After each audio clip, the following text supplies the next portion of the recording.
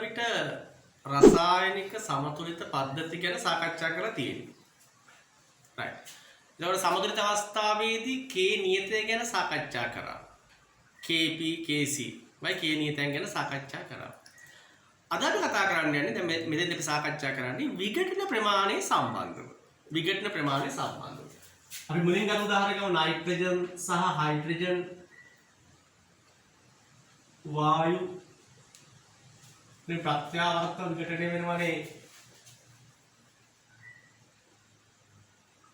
අමෝනියා වලට. right. එතකොට මේ විඝටන ප්‍රමාණය දිහා බලලා අපිට සමතුලිතතා නියතය පිළිබඳව අදහසක් ගන්න පුළුවන්. ඒක අනිත් පැත්ත.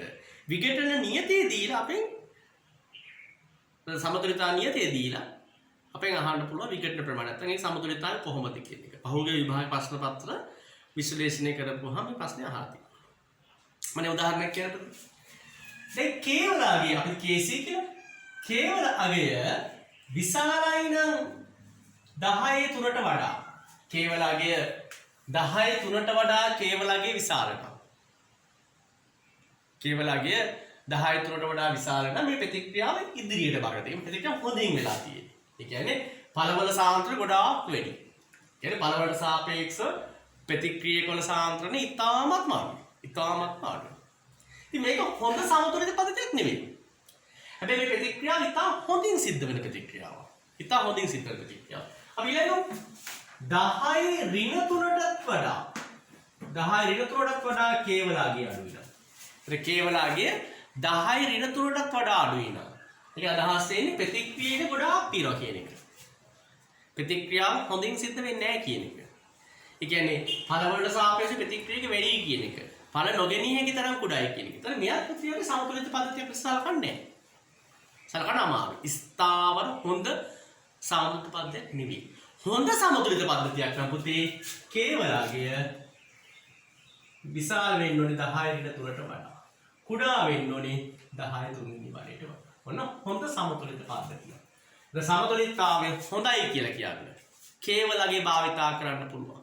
දැන් මේ වගේ අවස්ථාවකදී අපි කියන්නේ සමතුලිතතාවය වම් පැත්තට බර වෙනවා. ප්‍රතික්‍රියක පැත්තට බර වෙනවා. මේ වගේ අවස්ථාවල අපි කියන්නේ සමතුලිතතාවය දකුණු පැත්තට බර වෙනවා. පළ පැත්තට බර වෙනවා කියලා අපි හඳුන්වන්නේ. මම කියන්නේ පැහැදිලිද? ඊළඟට පුතේ පහුගිය විභාග ප්‍රශ්න පත්‍රවලදී අපේ දරුවෝ අපහසුතාවයට පත් වෙච්ච තමයි ඩෙල්ටා G ගිබ්ස් ප්‍රයෝජ්‍ය ශක්ති වෙනස ප්‍රතික්‍රියාවක. ස්වංසිද්ධභාවය තීරණය කරන මිනුම තමයි ගිබ්ස් ප්‍රයෝජ්‍ය ශක්ති වෙනස කියලා කියන්නේ. ඩෙල්ටා G අගය කියලා කියන්නේ. සාමාන්‍ය ඩෙල්ටා G අගේ ඍණාගයක් නම් අපි කියන ප්‍රතික්‍රියාව හොඳින් සිද්ධ වෙනවා කියලා. හොඳින් සිද්ධ වෙනවා කියලා. දැන් උදාහරණයක් ගමු පුතේ. දැන් මේ කතන්දර ගමු. දැන් පළ අපි කේවලගේ විශාල නම් අර 10 3ට වඩා වැඩි වෙනවා. කේවලයි ගොඩාක් විශාල කියන්නේ ප්‍රතික්‍රියාව හොඳින් සිද්ධ වෙලා. එහෙනම් ඩෙල්ටා G අගේ ඍණාගයක් වෙන්න පුළුවන්. කේවලගේ ඉතා අඩුයි නම් ඩෙල්ටා G වලගේ ධනාගයක්. ඒ කියන්නේ ප්‍රතික්‍රියාව හොඳින් වෙලා නැහැ. අපි සාමාන්‍ය කේවලගේ 10 3යි 10 ඍණ 3 අතර තියෙනවා නම් අපිට ඩෙල්ටා G වලගේ බිඳුව විය හැක. අනිවාර්යයෙන් අපිට කියන්න බෑ බිඳුව කියලා. බිඳුව විය හැක. ඒ කියන්නේ ස්වංසිද්ධභාවයට ඒක පරිවර්තනය විය හැක කියලා අපි අදහසක් ගන්න පුළුවන්. හරි. අපි පොඩි වක්‍රයක් නිර්මාණය කරගමු. අපි පොඩි වක්‍රයක් නිර්මාණය කරගමු. මම මෙතන ප්‍රතික්‍රියා ප්‍රමාණය ඩෙල්ටා G අගයන් සමගම ප්‍රතික්‍රියා ප්‍රමාණය. මම ඕන රසායනික ප්‍රතික්‍රියා තුනක් ගත්තා. මම ගමු පළවෙනි ප්‍රතික්‍රියාව අංකික ප්‍රතික්‍රියාව. දැන් මේ ගමු ප්‍රතික්‍රියක ප්‍රතිඵල එනේ ප්‍රතික්‍රියාවට භාජන සංකට්‍රවල. දැන් මම ඒ කියන්නේ බලන්න. පළවෙනි වාක්‍යය. එනේ පළවෙනි රසායනික ප්‍රතික්‍රියාව මම සලකන්නේ.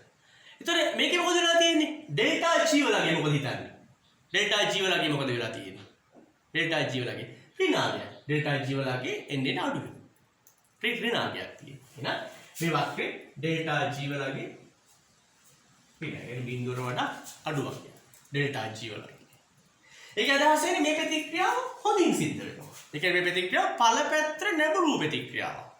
ඵල පැත්තට නැඹුරු ප්‍රතික්‍රියාවක්. අපි අනිත් පැත්ත ප්‍රතික්‍රියක ප්‍රතික්‍රියා කරන ප්‍රමාණයට වඩා වැඩි ප්‍රමාණයක් ඵල ප්‍රතික්‍රියා කරනවා. ඒතර වැඩියෙන් ප්‍රතික්‍රියා කරද්දී ඵල. දැන් මේ ප්‍රතික්‍රියාව ආපස්සට වෙලා තියෙනවා. එහෙනම් මොකද වෙන්නේ පුතේ? තමයි ගත්තේ දෙවෙනි ප්‍රතික්‍රියාව. දෙවෙනි ප්‍රතික්‍රියාව. එතන ඩෙල්ටා G වලගේ බිඳුවකට විශාල වෙනවා. බිඳුවකට විශාල වෙනවා. බිඳුවකට විශාල වෙනවා. අපි තවද ප්‍රතික්‍රියා දෙන්න ඕනේ. දෙක නිකන් බැලන්ස් වෙලා වගේ තියෙනවා. ඒ ප්‍රතික්‍රියක සහ ඵල දෙකම එක ප්‍රමාණ වලින් වගේ රසායනික ප්‍රතික්‍රියා කරනවා. ඒකට මෙන්න මේ උපරිම අවස්ථාවේදී බිඳුවක් ඩෙල්ටා G බිඳුවක්. මෙන්න මේ වගේ අවස්ථාවක් කරලා. මෙන්න මේ වගේ අවස්ථාවක්. සමතුලිත අවස්ථාව. ඉතින් අපි ගන්නවා මෙන්න මේ ප්‍රතික්‍රියාව සමතුලිතතාවයට පත්වන ප්‍රතික්‍රියාව. මෙන්න මේ ප්‍රතික්‍රියාව ප්‍රතික්‍රියක පැත්තට බරවන ප්‍රතික්‍රියාව. මෙන්න මේ ප්‍රතික්‍රියාව ඵල පැත්තට බරවන ප්‍රතික්‍රියාව. මම හිතුවා මේක පුතේ ටික අර සංකීර්ණ විශේෂ කරුණා සංකීර්ණ තත්ත්ව වලට අපිට මේක ටික නුහුරු තැන. මම මේක වාර පොඩි සාරාංශයකට කරලා දෙන්න තේරුම් ගන්න පහසුට. දැන් පුතේ KC නැත්නම් KP වලගේ ඉතා විශාලයි කියන්නේ ඵල වැඩියෙන් හැදුනා කියන එක. ඒ කියන්නේ ඩෙල්ටා G වලගේ බිඳුවට වඩා අඩුයි කියන්නේ ඍණාගයක් කියන්නේ. KC වල KP යගේ ගොඩාක් කුඩායි කියන්නේ ඵල අඩුවෙන් ලැබිලා තියෙන්නේ. එහෙනම් ඩෙල්ටා G වලගේ ධනාගයක්. සමතුලිතතාවයේ ඉන්නවා කියන්නේ. අර මම ඉස්සෙල්ලා හොඳ සමතුලිත පද්ධතිය. හොඳ සමතුලිත පද්ධතිය කියන්නේ ඩෙල්ටා G වලගේ බිඳුවක් ගන්නවා. එහෙනම් පුතේ ඩෙල්ටා G වල අවස්ථාවේ අපිට සමතුලිතතාවය කියන පොඩි අදහසක් ප්‍රකාශ කරන්න පුළුවන්. යම්කිසි අදහසක් යම්කිසි අවබෝධයක් ලබා ගන්න පුළුවන්. පැහැදිලි පුතේ කියන එක right. දැන් KP ගැන කතා කරා, KC ගැන කතා කරා, පද්ධති ගැන කතා කරා, ඩෙල්ටා G ඒ සමතුලිතතාවයන් ගැන මූලික වශයෙන් අපි දැන් සාකච්ඡා කරලා තියෙනවා. පැහැදිලි කියන එක right. ඊළඟ පුතේ කලාප සමතුලිතතාවය. විෂම ජාතිය කලාප සමතුලිතතාවය. කියන්නේ කලාප ඝන කලාපයේ සිට ද්‍රව කලාපයේ දක්වා. අපි හිතමු සංවෘත භාජනයක් තුල අයඩීන් කැටයක් තිබ්බොත් එහෙම අයඩීන් සහ අයඩී වාෂ්පය ඝන වායු සමතුලිතතාවය. සංවෘත භාජනයක් තුල අපි අයිස් කැටයක් තියලා තිබ්බොත් එහෙම ඝන ද්‍රව සමතුලිතතාවය. සංවෘත භාජනය තුල අපි ජලය තියලා තිබ්බොත් එහෙම ජලය ජල වාෂ්ප ද්‍රව වායු සමතුලිතතාවය. මෙන්න මේ විදිහට ඇති වෙන සමතුලිතතාවය ගැන කියනවා කලාප සමතුලිතතාවය.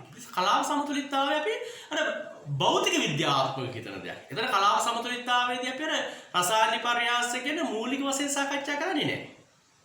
පැහැදිලි කියන එක?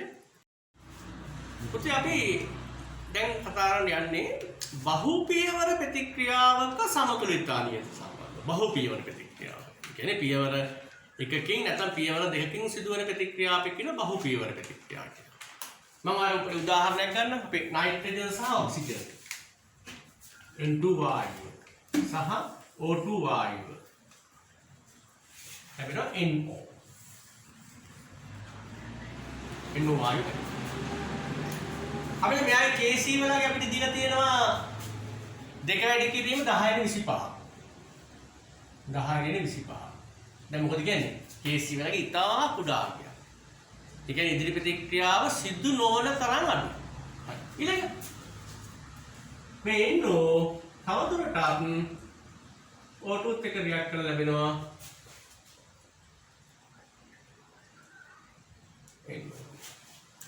මෙයා KC එක අපිට දීලා තියෙනවා KC එක අපිට දීලා තියෙනවා 6.4 වැඩි කිරීම 10/9යි 6.4 වැඩි කිරීම 10/9ක් කියන්නේ අපේ අහනවා මම මේ ප්‍රතික්‍රියාව එකතු කරනවා පළවෙනි ප්‍රතික්‍රියාවයි දෙවෙනි ප්‍රතික්‍රියාවයි එකතු කරනවා. ඒතර එකකට පස්සේ අපි ලැබෙනවා N2 ධන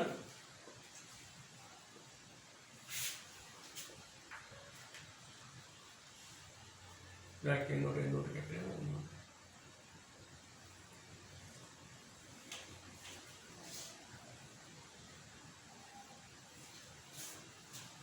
අපි ඕනේ මෙන්න මේ වගේ එකක් ලැබෙනවා. අපි ගන්නවා N2 ධන O2 දෙකක් NO2. මෙන්න මේ ප්‍රතික්‍රියාව අපෙන් අහන සමතුලිතතාව නියතේ කොහොමද කියලා.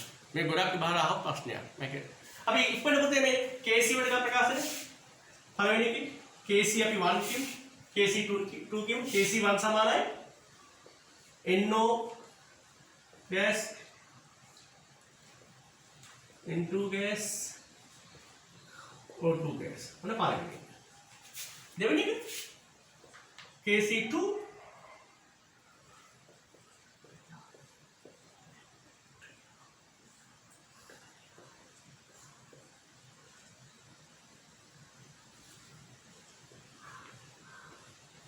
මොන දෙවෙනි සමීකරණය.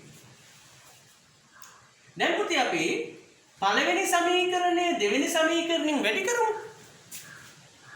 Kc1 Kc2 ඉතින් NO gas square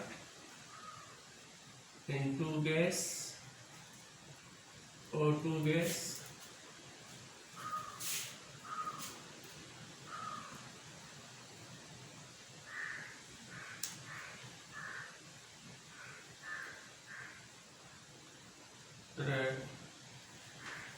අපි ලැබෙනවා NO2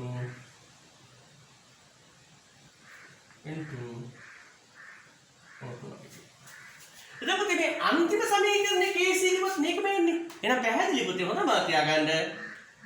පියවර කීපයකින් රසායනික ප්‍රතික්‍රියාවක් සිද්ධ වෙනකොට ඒ එක් එක් රසායනික ප්‍රතික්‍රියාවේ සමතුලිතතා නියතයන්ගේ ගුණිතය එකතුව නෙවෙයි පුතේ ගුණිතය.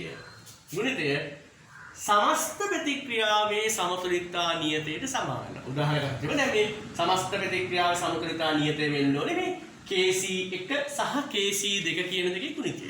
මෙන්න මේකෙන් පුතේ ඔයාලට විභාගයට අනිවාර්යයෙන්ම ප්‍රශ්නයක් අහන්න පුළුවන් හොඳ තැන. ප්‍රශ්නයක් අහන්න පුළුවන් හොඳ තැනක් මම ඔයාලට පැහැදිලි කිරීමක් කරේ. තේරෙනවද පුතේ කියන එක? රයිට් හරි. ඊළඟට ඊළඟ කොටසේ සාකච්ඡා කරමු. ප්‍රතික්‍රියාවක දිශාව. ප්‍රතික්‍රියාව ඉස්සරහා පැත්තට බරයිද නැත්නම් ප්‍රතික්‍රියාව පසු පැත්තට බරද කියලා. අපි දැන් රසායනික සමතුලිතතාව යටතේ Kc, Kp, Qc සහ සමතුලිතතාව පිළිබඳව සාකච්ඡා කරලා තියෙන විඝටන ප්‍රමාණات සමග සම්බන්ධ කරගෙන මම තෝරගත් අද 2018 අවුරුද්දේ උසස් පෙළ ව්‍යුහගත රචනා ප්‍රශ්න පත්‍රයේ 3 වෙනි ව්‍යුහගත රචනා ප්‍රශ්නය. ඒකේ පුතේ ගානක් දීලා තියෙනවා A ධන B ප්‍රත්‍යවර්තයි 2ක් C ධන D කියලා. A ධන B ප්‍රත්‍යවර්තයි 2ක් C ධන D කියලා. ඊට මේ ප්‍රතික්‍රියාව දෙදිශාවටම සිදුවිය හැකි මූලික ප්‍රතික්‍රියාවක් කියලා. උෂ්ණත්වය දීලා තියෙනවා සෙල්සියස් 25ක් කියලා. උෂ්ණත්වය දීලා තියෙනවා සෙල්සියස් 25ක් කියලා. මේක දීලා තියෙනවා ආරම්භයේදී A වල මවුල 0.1ක් හා B වල මවුල 0.1ක් ආසුත ජලයට එක් කිරීමෙන් මුළු පරිමාව ඝන සෙන්ටිමීටර් 100ක ප්‍රතික්‍රියා මිශ්‍රණයක් සාදනවා කියලා. අපි මේකේ ප්‍රස්ථාරයක් දීලා තියෙනවා වක්‍රයක් දීලා තියෙනවා කාලයට සාපේක්ෂව මේකේ සිදුවිය හැකි වෙනස් වීම. ඒතර ආරම්භයේදී පැහැදිලි සාන්ද්‍ර ගත්තහම පුතේ A වල මවුල ගාන 0.1යි පරිමාව ඝන සෙන්ටිමීටර් 100යි කියන්නේ ආරම්භක 0.1 100යි ඝන ඩෙසිමීටරයට මවුල ගාන ගත්තහම මෙයාගේ 1යි මෙයාගේ 1යි ආරම්භක. එහෙනම් පැහැදිලි ආරම්භක සාන්ද්‍රය 1යි.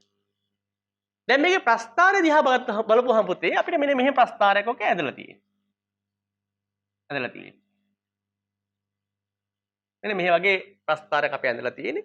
මේකේ දීලා තියෙනවා කාලය. කාලය මිනිත්තු 4ක්. මිනිත්තු 4ක් දීලා තියෙනවා. කාලය බලන්න. තප්පර නෙමෙයි මිනිත්තු 4ක් දීලා තියෙනවා. දැන් මිනිත්තු 4කදී දැන් මේකේ පැහැදිලිව පේනවා දැන් මෙතන එකක් දීලා තියෙනවා. මෙතන 0.5ක් දීලා තියෙනවා. මෙතන 0.75ක් වෙන්න ඕන එහෙනම්. ඒකේ හරි අඩ. 0.75. මේ සාන්ද්‍රණය. එහෙනම් සමතුලිතතාවයටපත් වුණාට පස්සේ A හා B වල සාන්ද්‍රණය 0.75ක් වෙන්න ඕනේ. 0.75ක් වෙන්න ඕනේ.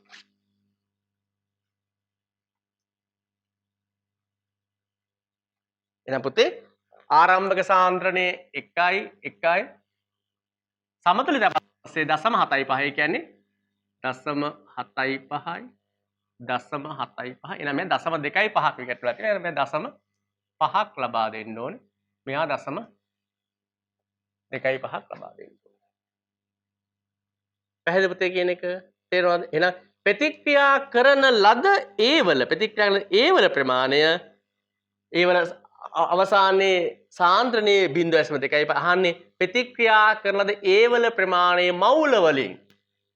එහෙනම් මවුල වලින් වෙනවා නම් 0.25යි මේ තියෙන්නේ කන සෙන්ටිමීටර් 100ක ඒ නිසා අපිනවා 0.02යි. ප්‍රතික්‍රියා කරන ලද ඒවල මවුල ප්‍රමාණය 0.02යි. පැහැදිලි කියන එක රයිට්. ඊළඟට දෙවෙනි ප්‍රශ්නේ අපෙන් අහනවා. ඊළඟට අහනවා මිනිත්තු 4කට පසු ඉදිරි ප්‍රතික්‍රියාවේ ශීඝ්‍රතාවය පසු ප්‍රතික්‍රියාවේ ශීඝ්‍රතාවයට වඩා අඩු වේද? ඔබගේ පිළිතුර පැහැදිලි කරන්න. මොකද වෙන්නේ? මිනිත්තු 4ක් ආවට පස්සේ පුතා යා සමතුලිතතාවයේ ඉන්නේ. මොකද ඒකේ සමතුලිතතාවයේ ඉන්නේ.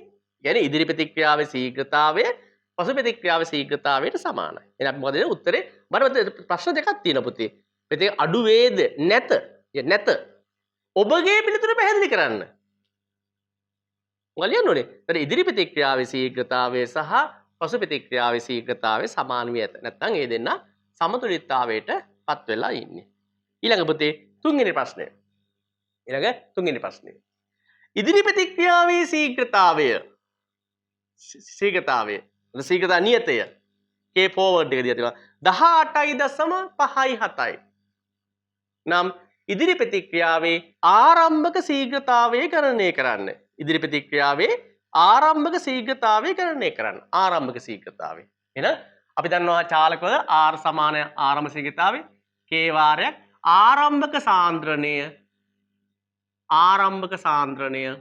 අපි හිතන මූලික ප්‍රතික්‍රියාවක් නිසා එකයි. ඒක ශීඝ්‍ර සමීකරණය. අහන්නේ ආරම්භක ශීඝ්‍රතාවය. ශීඝ්‍රතා නියත අපි කිව්වේ 18.57යි. 18.57යි. මේකේ පුතේ අපිට ඒකක දීලා තියෙනවා මිනිත්තුවට ගණන් ඩෙසිමීටර මවුලයට කියලා.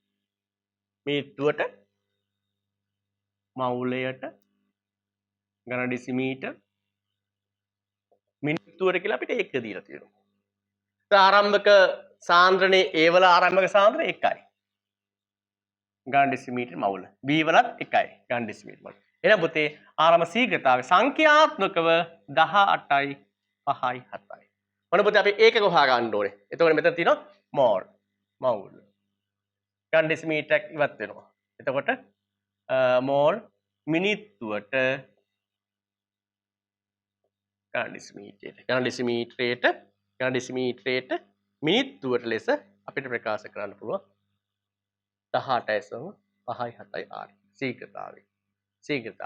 අපි ඔය ලබා ගත්තේ ඉදිරි ප්‍රතික්‍රියාවේ ශීඝ්‍රතාවය. එතකොට සමතුලිතතාවයට ගියාට පස්සේ ඉදිරි ප්‍රතික්‍රියාවේ ශීඝ්‍රතාවය පසු ප්‍රතික්‍රියාවේ ශීඝ්‍රතාවයට සමාන වෙන්න ඕනේ. ඊළඟ අහන්නේ මොකද්ද?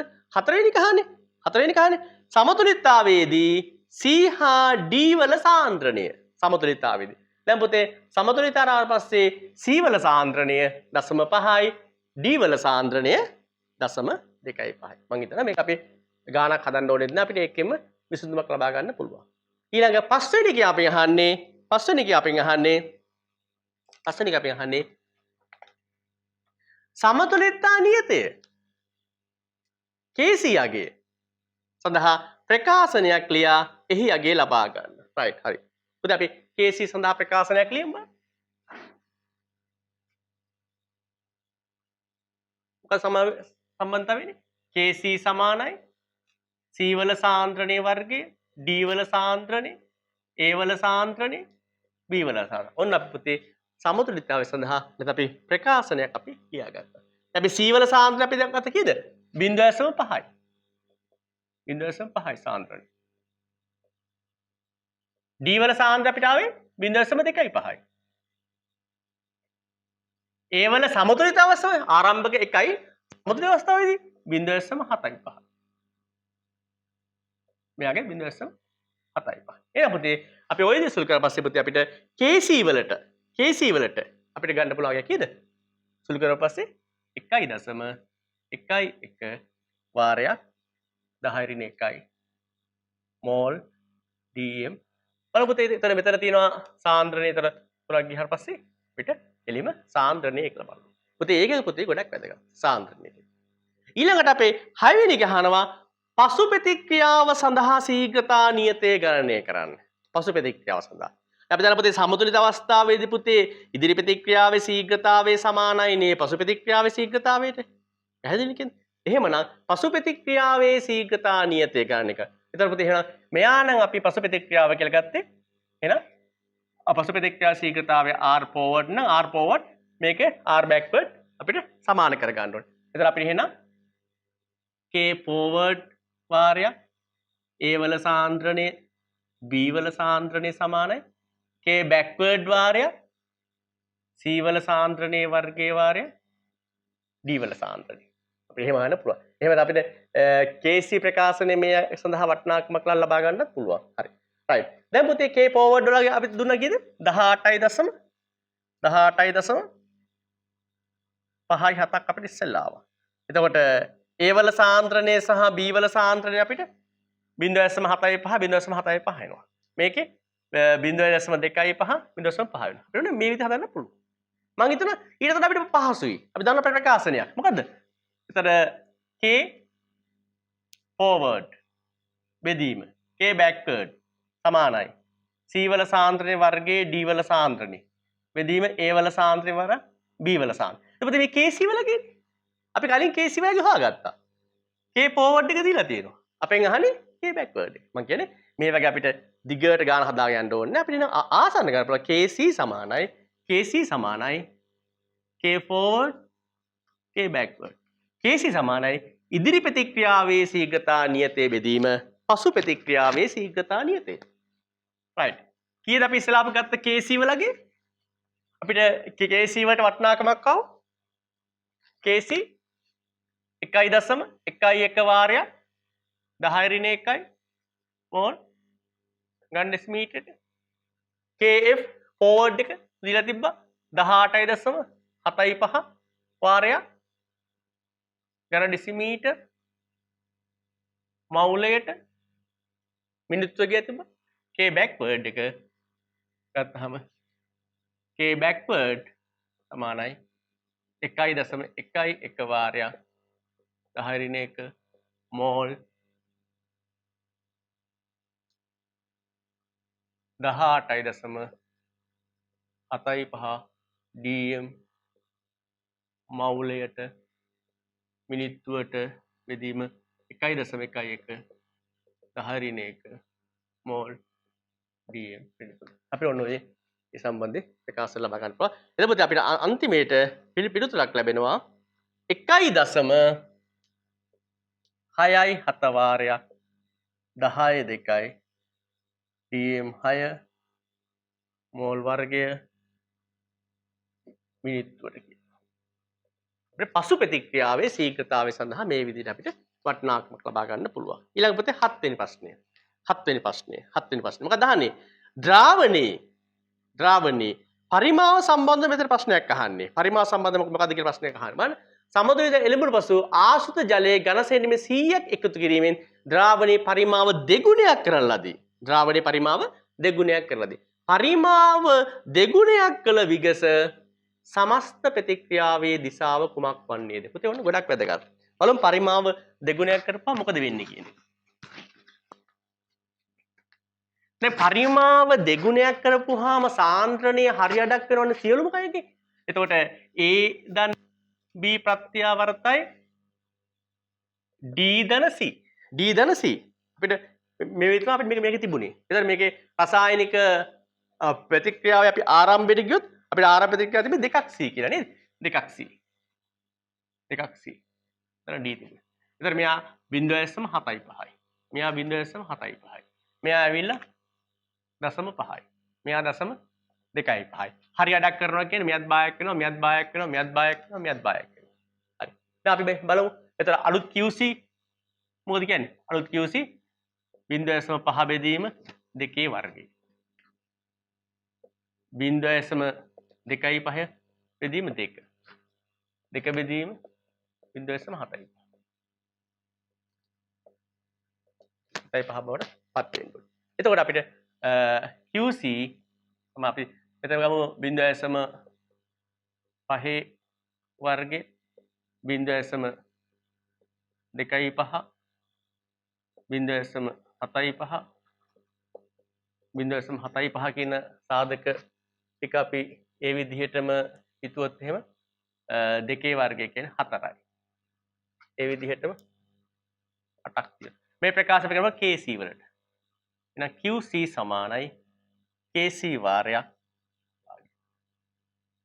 එහෙනම් QC සමානයි KC බෙදීම භාගයක්. ඒ QC අඩුයි. QC අඩුයි. ඒ කියන්නේ QC කුඩයි KC වලට වඩා. QC කුඩයි QC වලට වඩා. අහන්නේ මොකද? පරිමාව දෙගුණයක් කළ විට සමස්ත ප්‍රතික්‍රියාවේ දිශාව සුදුසු ගන්න. ඔන්න අපි හොයලා දුන්නා. QC වලගේ KC වලට වඩා අඩුයි කියලා. එහෙනම් QC කුඩා කියන එකෙන් අදහස් වෙන්නේ ප්‍රතික්‍රියක ප්‍රමාණය වැඩි කියන එක. ප්‍රතික්‍රියා ප්‍රමාණය වැඩි කියන්නේ ප්‍රතික්‍රියාව ඉදිරි දිශාවට. ප්‍රතික්‍රියාව ඉදිරි දිශාවට. නැත්නම් ඉදිරි පැත්තට නැඹුරු වෙනවා කියන එක. සමස්ත ප්‍රතික්‍රියාව ඉදිරි පැත්තට නැඹුරු වෙනවා කියන. 7 වෙනි එක පුතේ. අවසාන කොටස. අපි කියමු. 7 වෙනි ප්‍රශ්නය. මොකක්ද තියෙන්නේ? ඉහත පරීක්ෂණයේ ශේෂාංශක 25 දී නැත්නම් 25ට අඩු උෂ්ණත්වයකදී සිදු කළේ සලකන්න. මෙය පසු ප්‍රතික්‍රියාවේ ශීඝ්‍රතාවයේ කෙරෙහි බලපාන්නේ කෙසේද? ඔබේ පිළිතුර පැහැදිලි කරන්න. රයිට්. දැන් මොකද පුතා මේ කියන්නේ? රයිට්. එතකොට උෂ්ණත්වය අඩු කළොත් අපිට මොකද වෙන්නේ? චාලක අනුකවාදයට අනුව ඉදිරි ප්‍රතික්‍රියාවේ මෙන්ම පසු ප්‍රතික්‍රියාවේ කියන දෙකේම ශීඝ්‍රතාවය. එහෙනම් ගැටලුවක් නැහැ. උෂ්ණත්වය අඩු කළොත් මොකද පුතේ වෙන්නේ?